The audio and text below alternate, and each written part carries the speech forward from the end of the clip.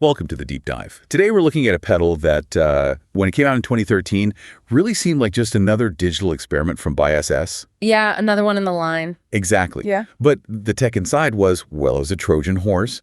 It completely changed the game for high-gain processing. We are talking about the DA2 adaptive distortion. And our mission is to figure out how its core technology, this thing called multidimensional processing, or MDP, basically rewrote the rules. You know, why did it prioritize articulation over that classic analog warmth? And why is it this quiet cult favorite now? And that's the whole story right there, the technology. I mean, for years you had the DS1, the MT2, all these classics.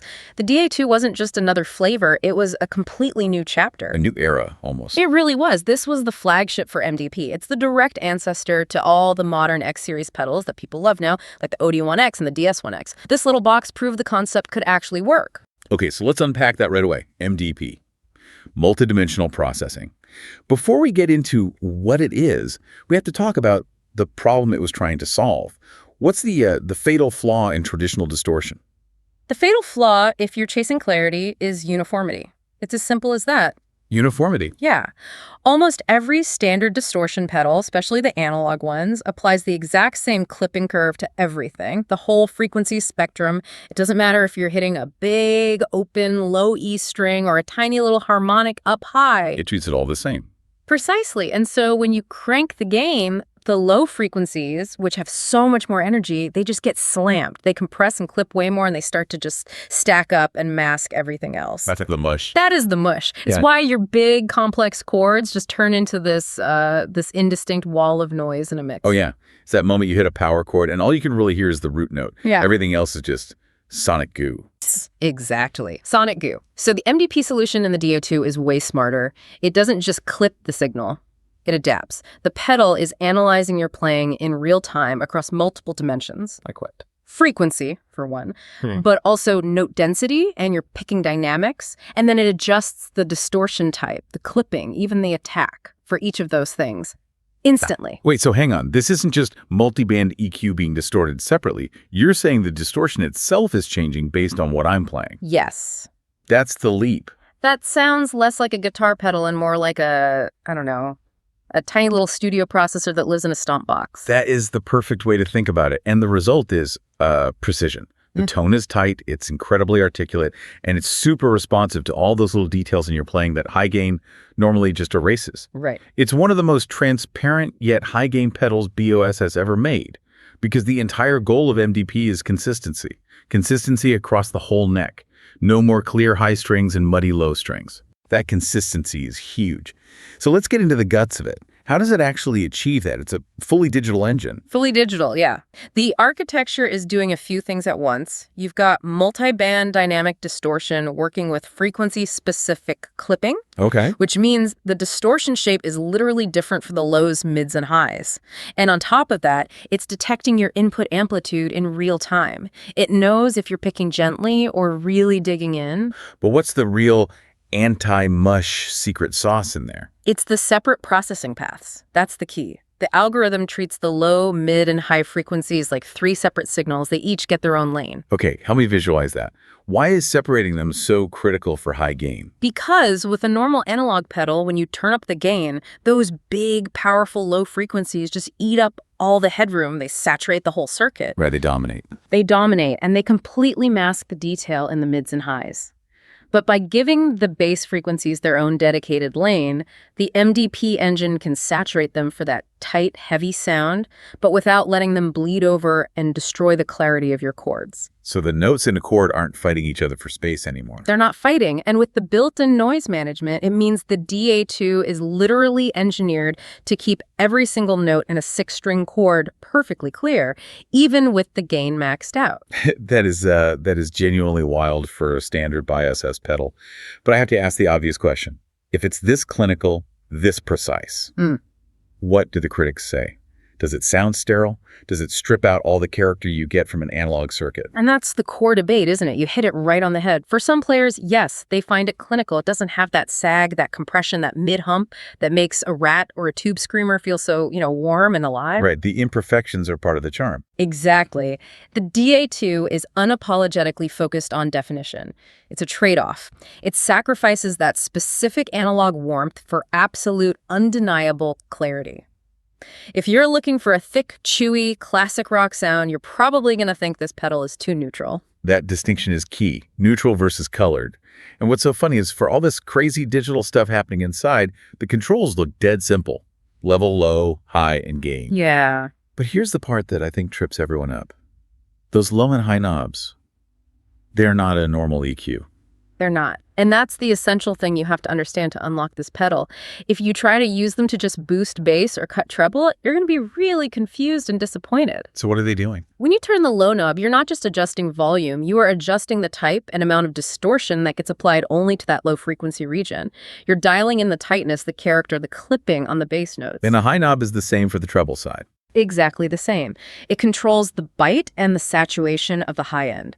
So they're not post-distortion tone knobs, they're pre-distortion engine tuners for each frequency band. You're not tweaking the tone, you're tweaking the distortion algorithm itself. That connects right back to those separate processing paths. You're tweaking each lane. You got it. So let's talk about the result. When you get it all tuned up, what's the fundamental sound? The word that keeps coming up is separation.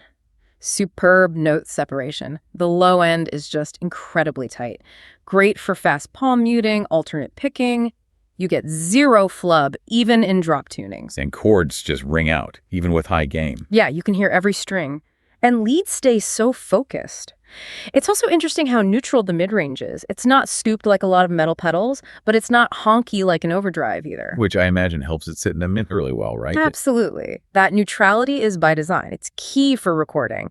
And because the MDP is always adapting, it stays consistent in all those situations that would normally make a traditional pedal sound completely different. Like switching from humbuckers to single coils. Yep. Or going from a big open chord to a fast single note run way up the neck. The sound just stays predictable and defined. Okay, so let's walk through the gain ranges. Because it seems like this adaptability lets it do more than just high gain. What about, say, low gain? Gain knob at like 9 or 10 o'clock. At that low gain setting, you get this really crunchy but super clean sound. People call it hi-fi rock distortion. It's perfect for rhythm parts, where you need every note of a complex chord to be heard. Then you move into the mid-gain range, noon to maybe 2 o'clock. Now you're in modern tight rock territory. This is where that note separation really becomes obvious. It's kind of perfect for progressive stuff, where you have these complex, speedy lines the pedal just keeps up. And then when you max it out, all the way to the right, you get this massive, massive saturation, but and this is the amazing part, it still holds on to that clarity. It's been described as having a gent-light tightness. It's huge gain without any of the fizz or internal mush you'd expect. That focus on definition really seems to dictate who this pedal is for. It's not for the vintage blues guy. Not at all. It's built for modern rock, prog metal, tight riffing. Anytime, precision is more important than vintage color. We heard about session players using it for, jazz fusion chords through high gain. Which would be complete mud on a DS1. Total mud. And it got really popular with praise and worship guitarists, too. That's an interesting one. Why there? Because that style of music often demands a lot of clarity and headroom, even in their overdriven sounds. You can't have a bunch of boxy mud in a big room. The DA2 gave them distortion without that sonic compromise. So if we're summarizing the pros here, it seems pretty clear. It's one of the most articulate distortion pedals ever made. Arguably. It works with any guitar, any tuning, Yeah. and for anyone recording at home, it just sits in a mix perfectly. No mud, no fizz to EQ out later. Right. But that brings us back to the trade-offs, the considerations, because we talked about the sterile factor, but there's also the feel. The actual experience of playing it. Yeah. And if you're used to analog pedals, the feel is almost as important as the sound. Because the DA2 is constantly adjusting itself, that digital processing can feel a little less organic, less tube-like than the simple, satisfying sag of an analog circuit. It's not fighting you back in the same way. It's not. And if you want that thick, mid-pushed singing tone of a tube screamer, this just isn't your pedal. Its neutral mid-range won't give you that. It demands a different mindset, you know? You have to approach it like a piece of studio gear, not just a stom box. Right, you're interacting with an algorithm that's trying to perfect your sound, not just color it. Exactly. But for some players, that lack of organic feel is a deal breaker. And we should probably mention the bad news for anyone who's getting excited right now. It's discontinued. Of course. And because of this cult status, it's getting pretty expensive on the used market. The classic story of a groundbreaking but niche piece of gear. But its place in history is secure. The DA2 was a milestone. It proved this adaptive processing concept could work, and it paved the way for the whole X series. And it became this secret weapon for a certain type of player.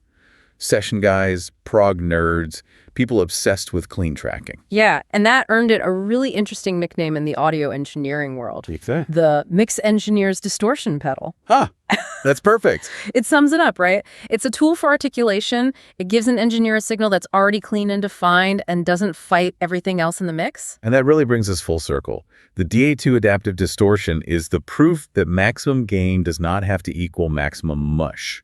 It's all thanks to multidimensional processing. It redefined what high saturation could be. It did. And, you know, if we bring this back to you, the DA2's success raises a really interesting question. Traditional distortions, with their compression and their analog mud, they can kind of hide little mistakes in your playing. So they smooth things over. Right. So how does focusing on perfect note definition change the way you approach writing music?